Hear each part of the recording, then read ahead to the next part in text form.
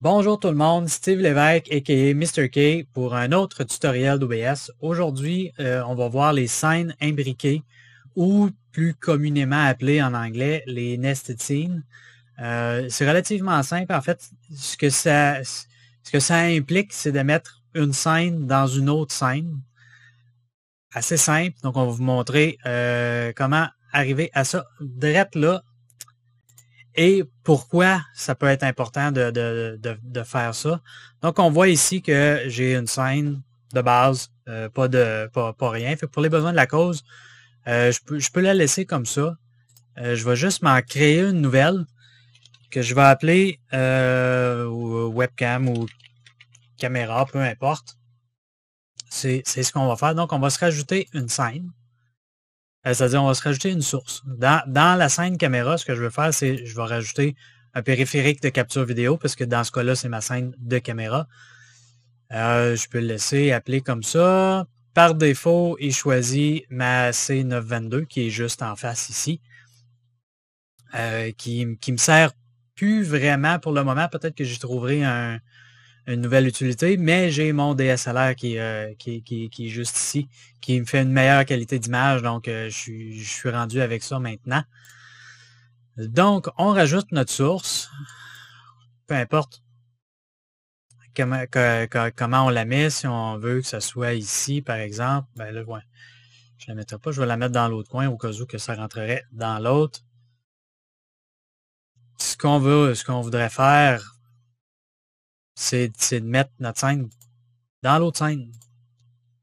Tout simplement. Là, ce qu'on va faire, c'est ça. On va se rajouter dans les sources. Au lieu de rajouter une source, on va rajouter une scène. On a l'option de rajouter la scène. Je ne sais pas si vous voyez bien à l'écran. Peut-être que je zoomerai en post-prod pour bien vous montrer. On peut ajouter une source existante, donc une scène existante. La seule scène qui existe en dehors de celle dans laquelle je suis, c'est caméra. Donc, on veut rajouter caméra et boum! Ma caméra est maintenant dans les deux scènes.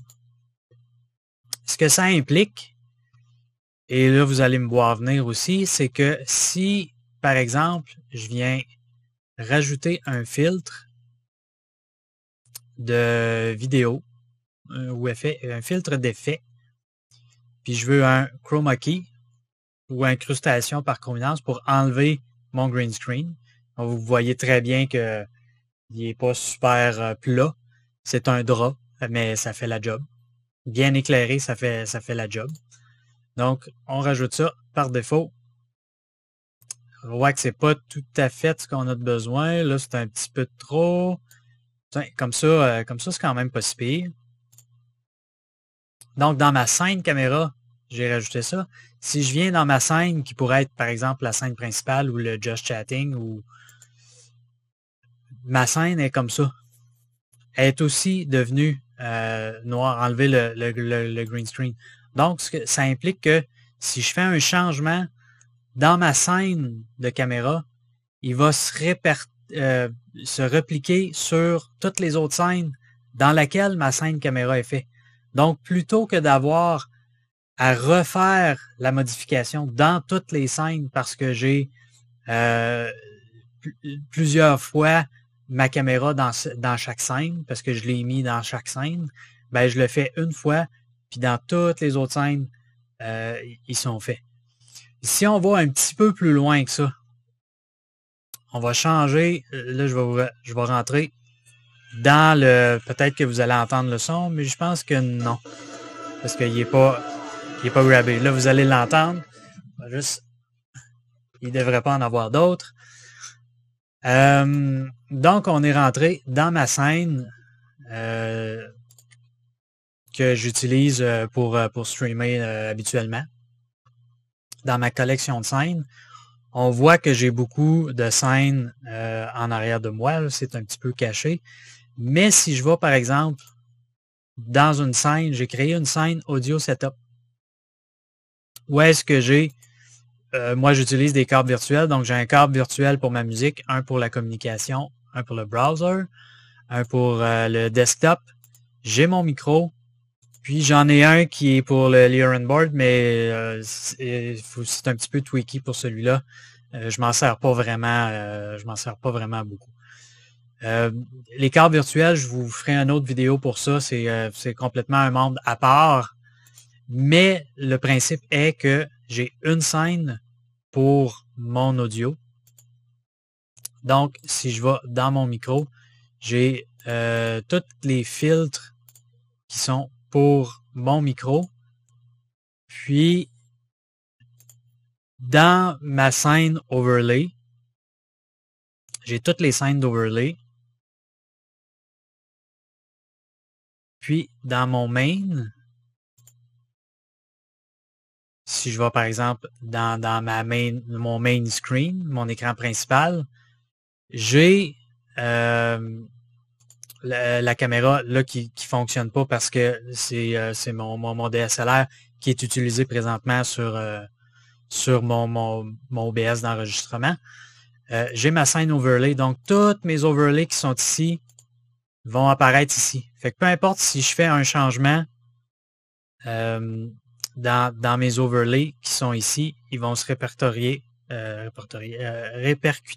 sur mon main screen ou sur toutes les scènes en fait où est-ce que j'ai mis mon overlay. Ce que ça permet entre autres, c'est de ne pas avoir plusieurs sources dans les écrans principaux, les scènes principales dans lesquelles on utilise. Donc, on condense dans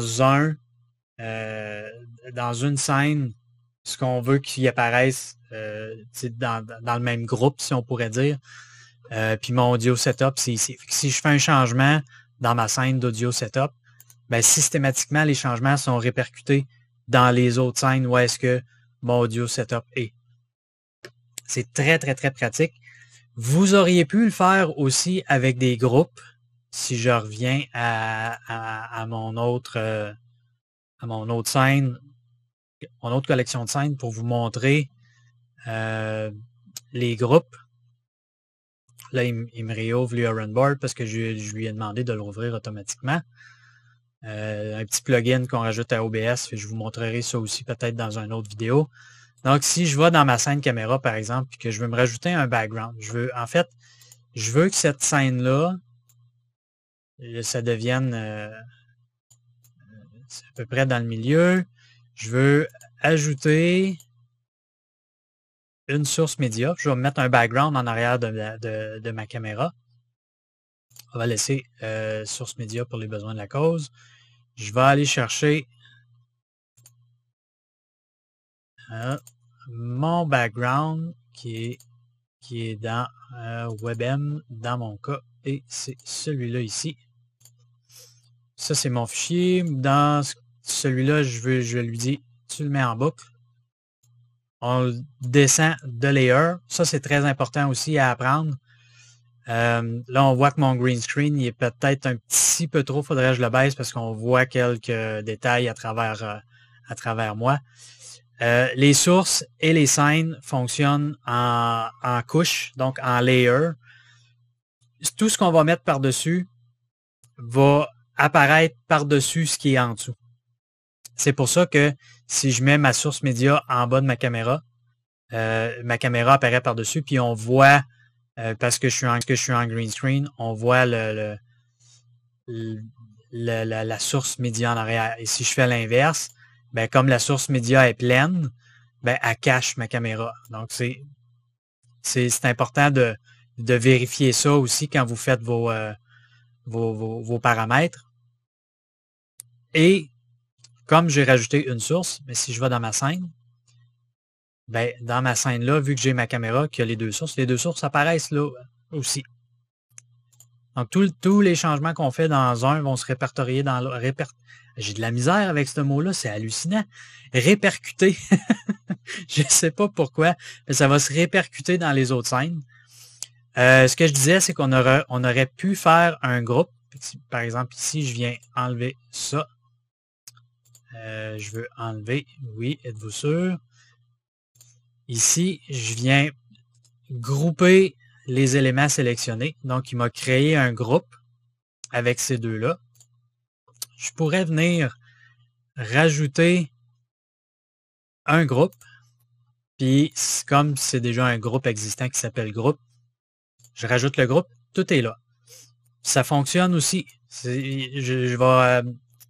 va faire sensiblement la même chose qu'avec les scènes imbriquées. Le désavantage, ce que je n'ai pas essayé encore avec OBS 27, voir s'ils ont amélioré ou voir régler le problème, mais je ne penserais pas parce que ça n'a pas fait partie des points dans lesquels ils ont annoncé des modifications pour le OBS. C'est lorsqu'on fait des déplacements sur les sources. Si notre source, par exemple, là, par exemple, ma caméra puis mon background, eux, ils ne bougent pas, fait que je pourrais les grouper, ce ne serait pas un problème. Étant donné qu'ils sont groupés, à chaque fois que je vais bouger, si je bouge, je sélectionne mon groupe, puis je bouge mon groupe, tout le groupe va bouger. Si je sélectionne juste la caméra, j'ai juste ma caméra qui bouge. Si on fait des déplacements des sources à l'intérieur d'un groupe, les sources se ramassent nowhere dans le canevas de OBS, souvent avec des valeurs de, je pense que c'est 90 000 quand on va dans l'éditer, si on fait éditer la transformer puis éditer la transformation, là, la taille, je pense qu'elle se ramasse à 90 000 ou dans le cadre, en tout cas, je me souviens pas où exactement, ou dans les positions, mais ça se ramasse comme vraiment nowhere dans le canevas de notre OBS. Donc, c'est vraiment pas conseillé de faire